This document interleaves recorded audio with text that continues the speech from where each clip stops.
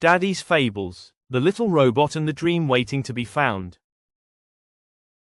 In a small, quiet town, there lived a boy named Justin. Justin was a gentle child who liked peace and order. Most of all, he never liked to take risks or try new things. Every morning, when the sun shone through the pale blue curtains, Justin would open his eyes to the familiar beeping of the alarm clock by his bed. He would stretch, rub the sleep from his eyes, and walk straight to the bathroom. There, he washed his face and brushed his teeth with the same striped toothbrush he had used for years. Then he dried his face with his favorite gray towel before putting on the same outfit he wore almost every day, a plain white t-shirt and blue shorts with stripes his mother had bought him long ago. At breakfast, his mother never had to ask what he wanted to eat. Justin always wanted a grilled cheese sandwich with warm milk. Every day, without exception. His father would smile and shake his head when his mother sighed and said, "Our son is just too consistent." Justin didn't mind. He liked that everything stayed the same. Nothing unexpected, nothing to worry about. No surprises, no chances to fail. After school, life was no different. Each day, he came home, unpacked his school bag, and lined up his books neatly on the shelf. Then he would walk over to the corner of the living room and pick up his red robot toy. It was his birthday present when he turned 7. Now that he was 9, he still loved it just as much. He would sit on the floor, pressing the little buttons, pretending the robot was marching across great cities. Then he might work on the same old jigsaw puzzle of a seaside town or read the same comic books he'd read 100 times, until his mother called him for dinner. His best friend, Marvin, was completely different. Marvin was always curious, always exploring.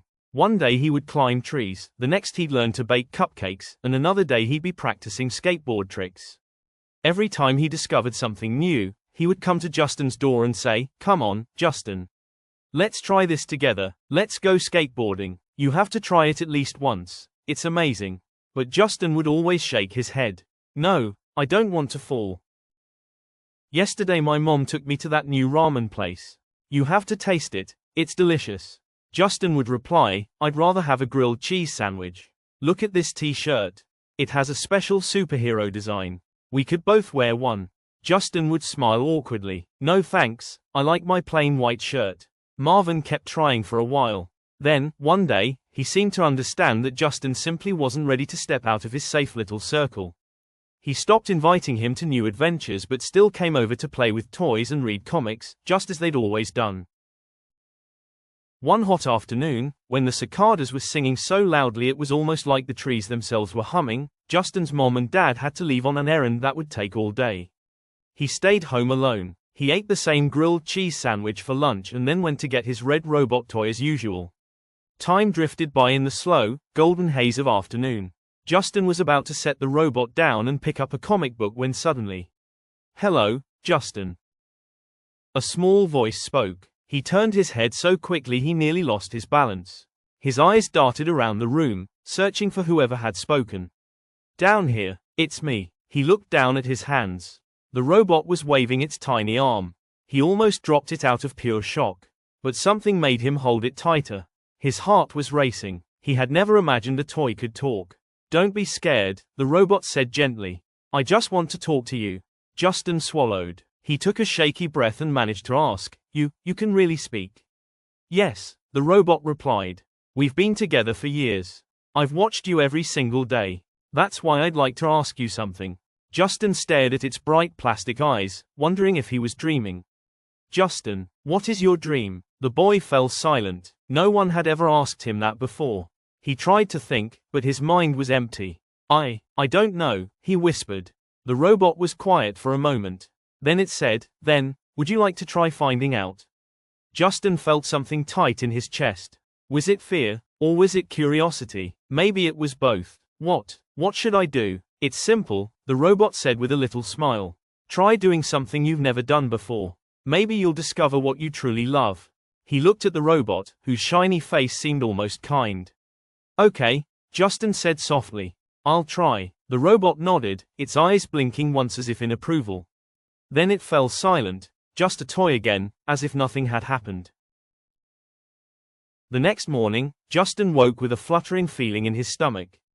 It wasn't exactly fear, it wasn't exactly excitement, It was something in between. When Marvin knocked on the door that afternoon, Justin took a deep breath. "Marvin, today, I want to try skateboarding." Marvin's jaw dropped open. "Seriously, that's awesome." So they went to the little park at the end of the street.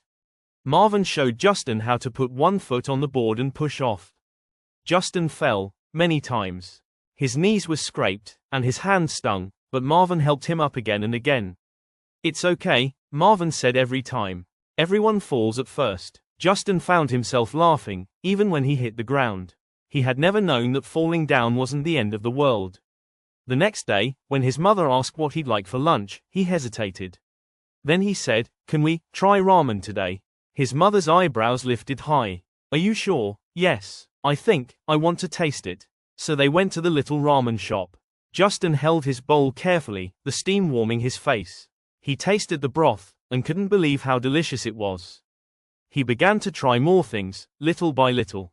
He asked his mother to teach him how to bake muffins. He burned the first batch, but he loved the smell of vanilla and butter filling the kitchen. He let Marvin give him a bright green t-shirt with a lightning bolt on the front. He agreed to climb the small hill outside town. He was afraid of heights, but when he reached the top and saw the rooftop spread out below, he felt something powerful, like he was seeing a new world for the first time. Week by week, Justin discovered so many things he liked that he had never known before. Ramen became his second favorite meal after grilled cheese sandwiches. He found that bright colors made him feel braver. He liked baking, even if he made a mess. He loved looking at sunsets from the hill, even when the wind made his hair fly everywhere. One evening, Marvin asked, "So, did you find your dream yet?" Justin thought for a moment. Then he smiled. "Not really, but I think I'm starting to see where it might be." That night, before bed, he sat on his bed holding the red robot in both hands. He looked into its shiny eyes and said softly, "Thank you. Because of you, I finally tried." The robot didn't answer. It was just a toy again, quiet and still. But in Justin's heart, it was so much more. It was the friend who had helped him take the first step.